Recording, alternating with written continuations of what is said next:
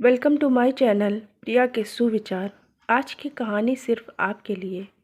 ये क्या राशि, तेरे माँ बाप को जरा भी शर्म नहीं आई।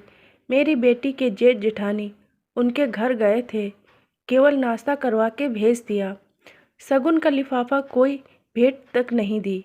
थोड़ा तो समाज के रीति रिवाज का मान रखना चाहिए। हमें तो इस तरह की कंगाली की जरा भी उम्मीद नहीं थी। ये तो राघव की मर्जी थी, वरना ऐसे भूखे नंगे खानदान में मैं अपने बेटी की शादी नहीं करती। रश्मि की सास वंदना जी ने तुरंत फ़ोन करके बहू को कहा। उधर से रश्मि बोलती है, मम्मी जी मैं अभी ज़रूरी मीटिंग में हूँ, ऑफिस में व्यस्त हूँ, शाम को आकर बात करती हूँ, आप अभी फ़ोन रखिए। और रश्मि अपने काम में लग गई। शाम को थक हार के वो घर पहुंची तो देखा सासू माँ का चेहरा फूला हुआ है और ससुर जी भी नाराज़ लग रहे थे। रश्मि चुपचाप रसोई में गई और सबके लिए चाय बनाकर ले आई। उसने चाय का कप अपनी सास को दिया और पूछा, आज रात के खाने में सब्जी क्या बनाऊं?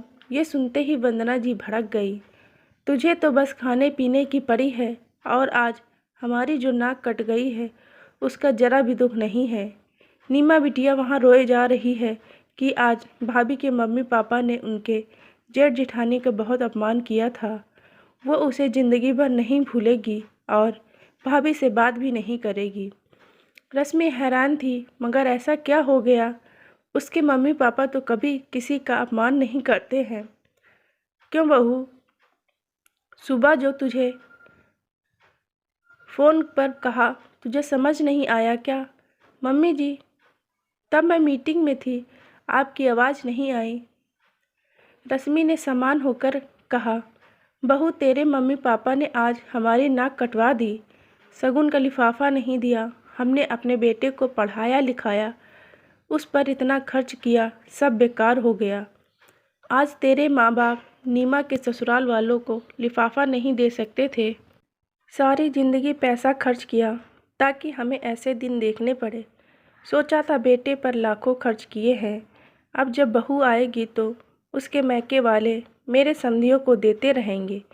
मेरा बेटा तो तुझे मुफ्त में मिल गया, शादी में भी ज़्यादा खर्च नहीं किया और अब भी शगुन नहीं देते हैं। मैं तो भिखारियों के ही पल्ले पड़ गई, मेरे तो लाखों ही बर्बाद हो गए हैं। तुम क्या जानो बेटों को पढ़ाने में कितना खर्च होता है।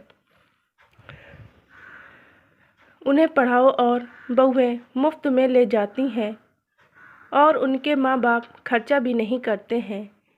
ये सुनकर रश्मि हैरान रह जाती हैं। तब तक राघव भी ऑफिस से आ जाता है। मम्मी जी आप ये क्या कह रही हैं? आप तो खुद पढ़ी लिखी हैं और ऐसी दकियानूसी बातें कर रही हैं माना बेटे के पालने में और पढ़ाने में लाखों खर्च होता है, पर बेटियां भी मुफ्त में नहीं पलती हैं।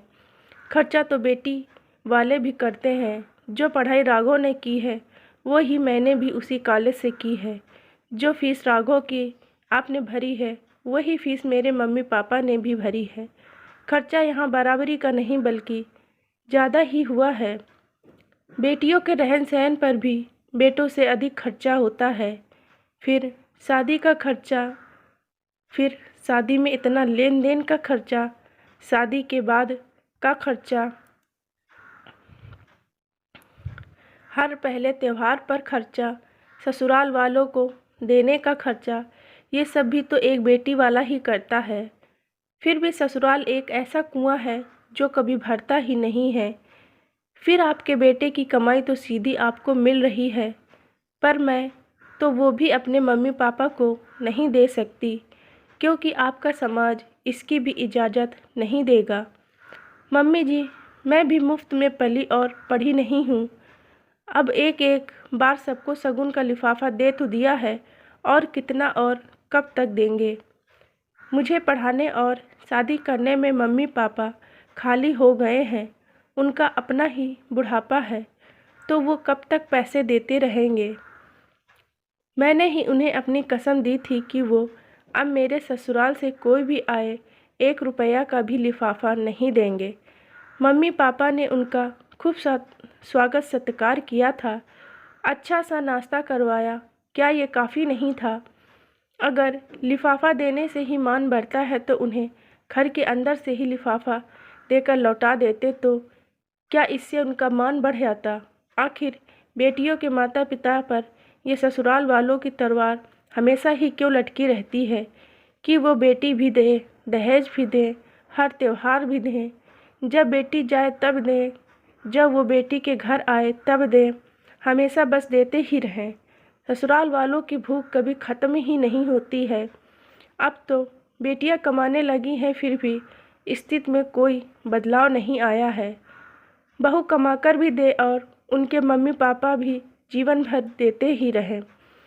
मम्मी जी रिश्तों के बीच कई बार छोटी छोटी बातें भी बड़ा रूप ले लेती हैं। बहुत छोटी सी बात थी पर आपने इसका हंगामा खड़ा कर दिया।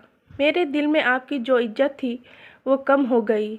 इतने दिनों तक मैं चुप थी पर आज जब मेरी जुबान खुली है तो मैं यह भी कह देती हूँ, आपसे मेरी आधी सैलरी मेरे मम्मी पापा के पास जाएगी, क्योंकि उन्होंने भी तो मुझे पालने में लाखों खर्च किए हैं।